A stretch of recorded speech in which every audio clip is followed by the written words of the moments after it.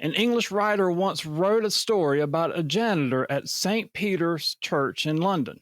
One day, a young vicar discovered that the janitor was illiterate, and he fired him. Jobless, the man invested all of his money, his meager savings that he had left, into a tobacco store, a tiny little shop where he prospered. He bought another, he expanded, and in the end, he ended up with a chain of tobacco stores worth several hundred thousands of dollars. One day, the man's banker came up to him and said, "You've done well for an illiterate man, but where would you be if you could read and write?" "Well, young man," the janitor said, "I'd be a janitor of St. Peter's Church in Neville Square." Friends, oftentimes things happen and we don't understand why they happen. Bad things happen. And sometimes it's way down the road, or what we say, hindsight's 2020, right? Sometimes it's way down the road before we see how things worked out for the better, worked out for our good, because God had a plan in it. But the truth is, in this life, we're going to have struggles, we're going to have trials, we're going to have tribulations. In fact, Jesus himself says, in the world, you will have tribulation. In other words, we'll have affliction, we'll have distress, we'll suffer oppression, we will suffer loss. There are things in this world that we will have to go through that are not going to be comfortable, or things that we would choose to go through, right?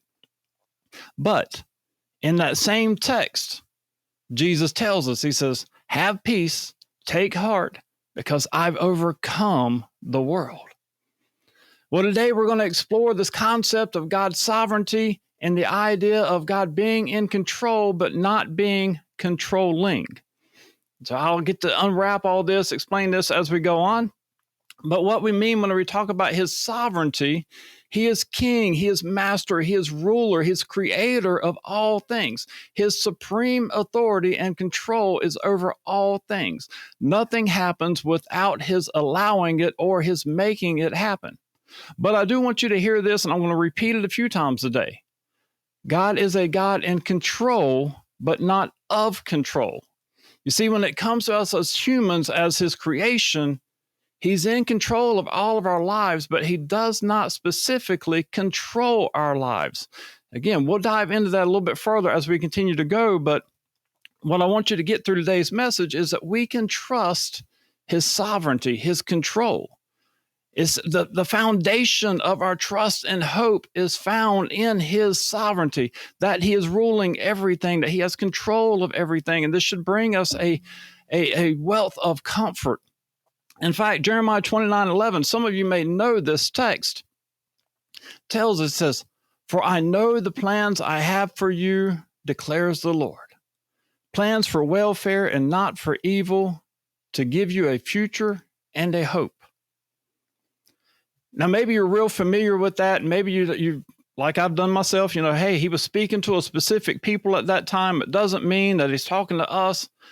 But I want to tell you something. If he had a plan and purpose for the people he was writing to at that time, or had Jeremiah write to, he has a plan and purpose for you and I.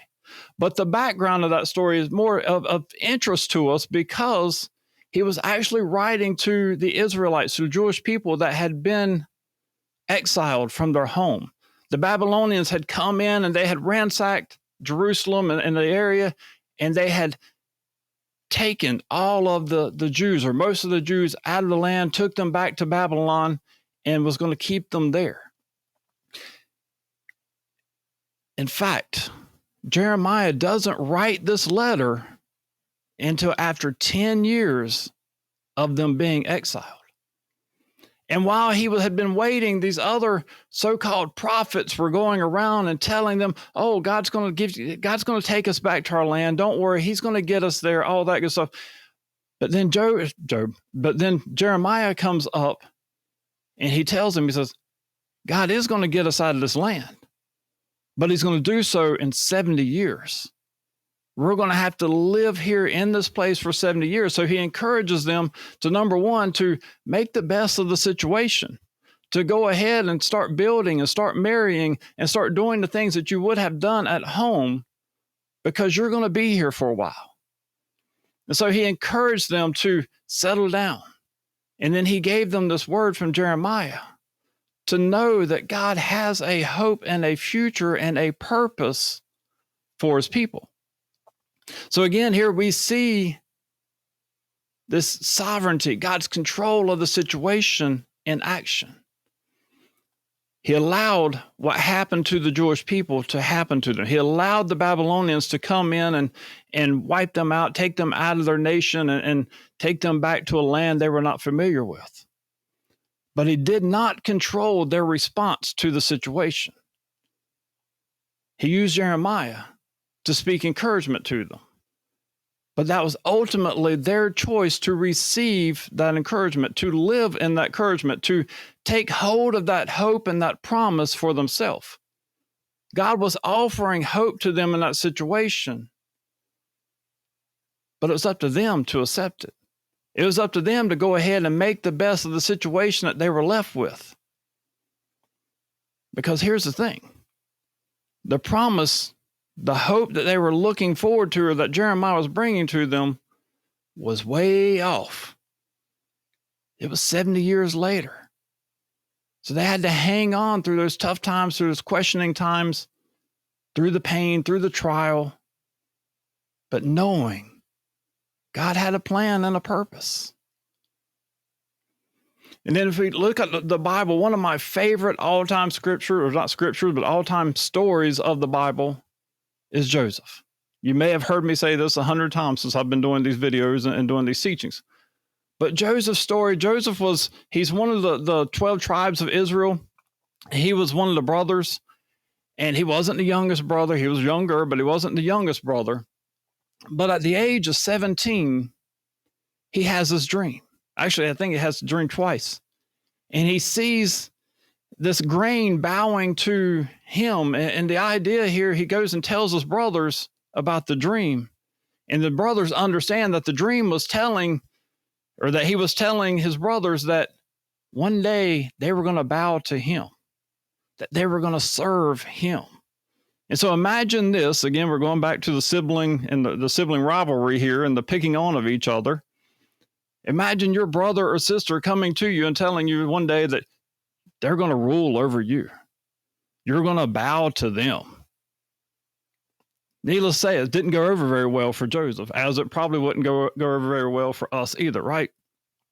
And in fact, his brothers end up coming up and devising this plan to get rid of Joseph. They're going to kill him. But one of the brothers talks him into just throwing him in a pit, allowing him to, I guess, die in the pit instead of them actually having to shed his blood. And so they throw him in the pit, and then they get ready to leave. And I guess they're kind of nearby, and they see these Midians coming up. And they're like, you know what? We can sell our brother to the Midians. We can make a little money off of him. How many of us don't want to make a little money off brothers and sisters, right? Yeah. Anyway, so they decide to sell him. So they sell him as a slave. And then so he goes and he becomes a slave to the Midians. And then eventually he ends up showing himself to be wise. And he gets hired out by Potiphar, one of the high-ranking officials of the area at that time. And Potiphar raises him up into like the second in command under him. But Potiphar's wife found old Joseph attractive. Around this time, Joseph's a young man. And so she tries to seduce him. And it doesn't work because Joseph is a righteous young man. And so he tries to run away and get out of the situation, and he leaves his coat behind. And so she ends up coming with this ploy and this ruse, and she tells her Potiphar, and she starts screaming and makes out like Joseph had tried to take advantage of her. And so, of course, Potiphar is upset, and he allows Joseph to be falsely accused, and he ends up imprisoning him for some time, some years. And while he's in the prison, he ends up meeting two other guys that used to serve the Pharaoh, and he ends up interpreting their dreams. And he tells them, he's like, remember me whenever you get out, or whenever you get raised back up, or when you get released. Remember me. Be sure you speak highly of me. And of course, as usually happens, they get out. They totally forget about Joseph, leave him in there for a few more years, until one day Pharaoh has a dream. And then one of them's like, oh yeah, I remember this young man that told me my dream. By this time, Joseph's about 30. He's gone through a lot of hard times already. And so Pharaoh raises him up out of prison. He comes out and he interprets a dream. And basically, it's the idea that the 7 years of famine are coming. And he helps the Pharaoh to know what to do to survive the famine. So he gets raised up once again to second in command. All the while, there's this distance between him and his brothers. Nothing has been said between them for many years. They're thinking he's dead. His dad's thinking he's dead. But his dad sends the brothers to Egypt to get some food because the famine was all across the land. And Joseph sees them. And then Joseph gets to toy with them a little bit. This is the weird part of the story. It's like he doesn't show himself to them, and he puts them through a couple of trials and everything else. And I don't know if he's trying to get his brothers back a little bit. I don't know. But anyway, in the end, he reveals himself to his brothers, and then his whole family ends up moving to Egypt. And his brothers are thinking that the only reason that he's being nice to them is because their dad is still alive. And so it's some years later when the dad passes away, the brothers are like, oh, now we're going to get it. Now we're going to see the true Joseph. I mean, how many of us would want to get back at, we want revenge half the time, right? That's the human nature. We want revenge. We want vengeance. We talked about this the other night. But Joseph doesn't do that. Instead, Joseph repeats something he had told them earlier, but they didn't believe him. And that was, he says, do not fear, for I am in the place of God. As for you, you meant evil against me, but God meant it for good, to bring it about that many people should be kept alive as they are today. See, Joseph hung on. He didn't even know this text, but he hung on to this idea. For I know the plans I have for you, declares the Lord, plans for your welfare and not for evil, to give you a future and a hope. Now, I wonder if Joseph was alive whenever Jeremiah had prophesied that, if he would have questioned, like, while he's in prison, how long am I going to have to wait for this hope to happen, right? But here's the thing. Joseph went through all these things, and God used those things to raise him up to a place that would allow him to save others. How about you? Have you questioned God's plan for your life because you're not where you think you ought to be right now? Have you questioned his plan for your life because you've gone through suffering and trial and tribulation, and you're wondering when the end of it's going to happen? Maybe you think, well, if I had control, things would be different. The thing is, we have to trust God and his sovereignty, that he has a plan and purpose for everything that we face in this world. It's not that he made it happen, but he allowed it to happen, and our response to it happening is up to us. In fact, one writer says suffering gets our attention. It focuses us to look to God when otherwise we would have just as well ignored him. God makes use of suffering and trials and hardships in our lives to get us to a place where he needs us to be, either to accept him or do some good in the world. Whatever his purpose is, he makes use of it. He redeems our suffering, I like to say. Many of us desire to end our suffering, right? Maybe even end the suffering of others. And this is always a good thing. We should always be fighting for and speaking for justice in the world and want to see wrongs made right. Don't get me wrong here. But many of us think, I just want to be normal. I don't want to suffer anymore. But I want to question you. I like Joseph's story here. What if your current suffering was what God was using to lead others to salvation in him? What if it's part of his plan to help you come to salvation for yourself or to help save or serve someone else?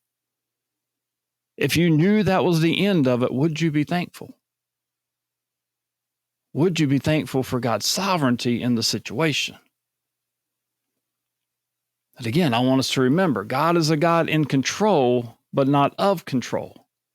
He controls the situation, but he doesn't control or enact his control over our response to it.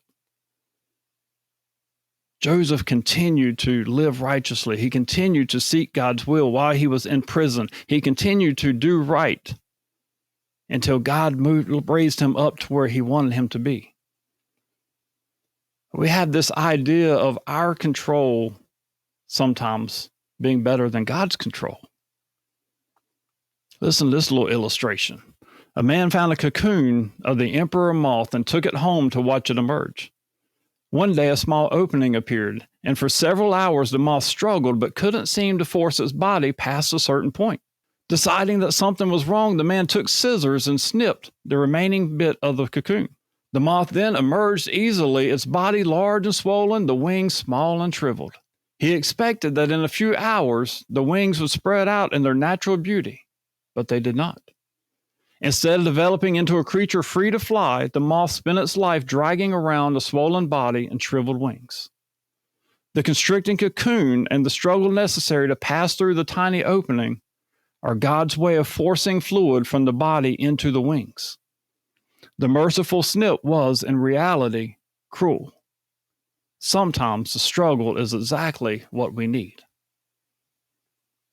Again, if we were left to our own devices, none of us would choose suffering. And I don't choose suffering for anyone.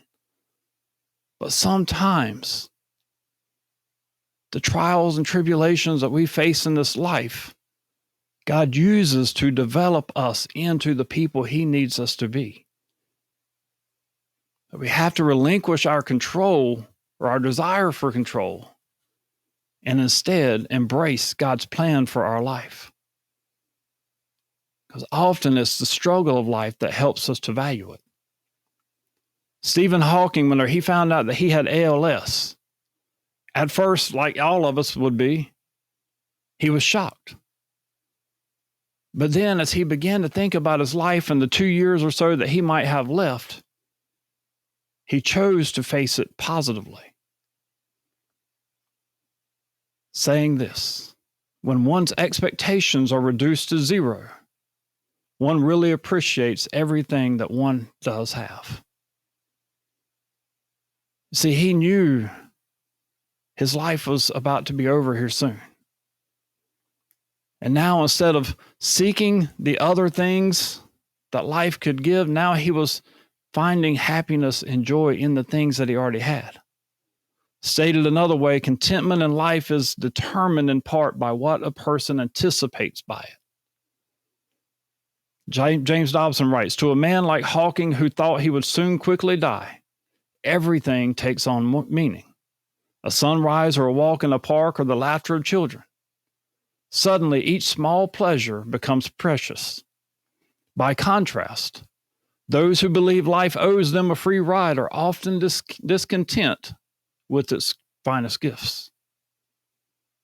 Sometimes it's the struggle, it's the pain, it's the suffering that helps us to appreciate life and the things that are in it that many of us would just overlook.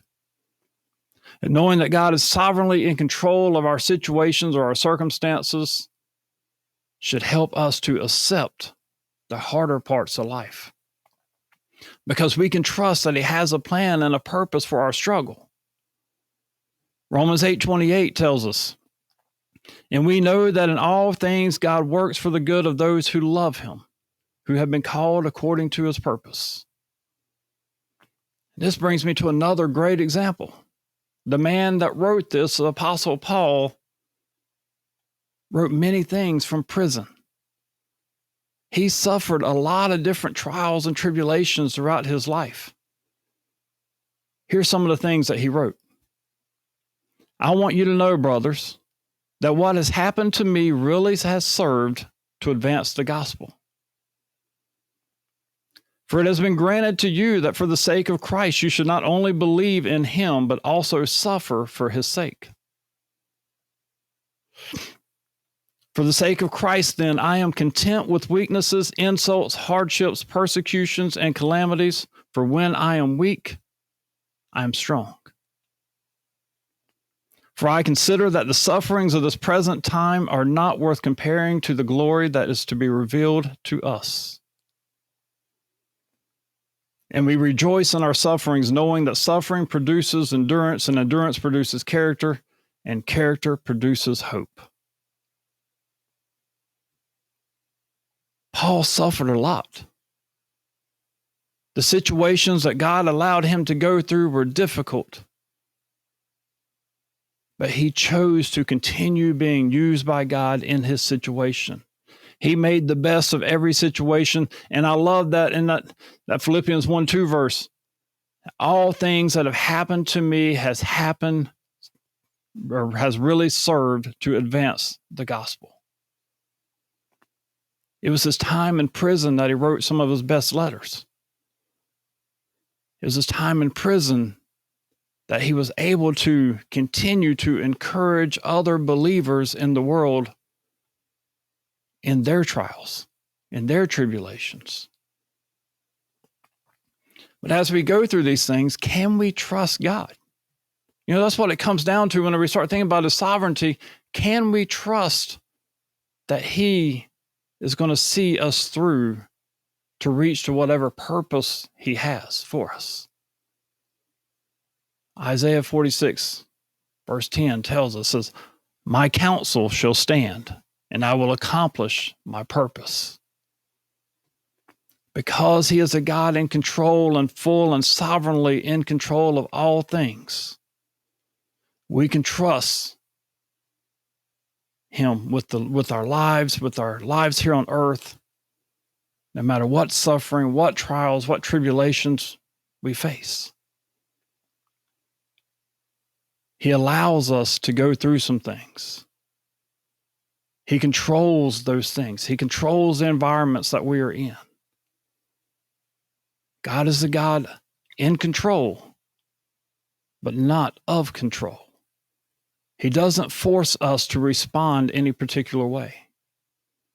You have the choice whenever you are suffering or in pain to respond to that positively or negatively, to be used by him or to shrivel up, to be that moth with shriveled wings, because we don't want to go through the pain. It's up to you. It's up to me to trust him. This includes trusting him for eternity, trusting him with our salvation. Have you trusted him with your eternity? Have you cried out to him to save you?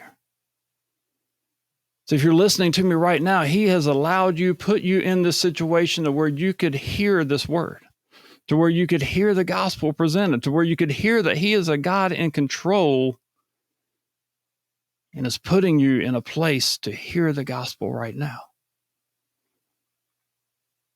See, he even allowed his own son to go to the cross. His own son cried out and said, take it away. There has to be another way. But it did say, not my will, but yours. And God denied his request because his son needed to suffer to pay the price that you and I couldn't pay, to save others by his sacrifice on the cross. So he allowed him to die on the cross, to raise him from the grave in victory, to show that he has power over death. He's sovereign. He has a plan. He has a purpose. The choice is yours. Will you believe him? Will you trust him?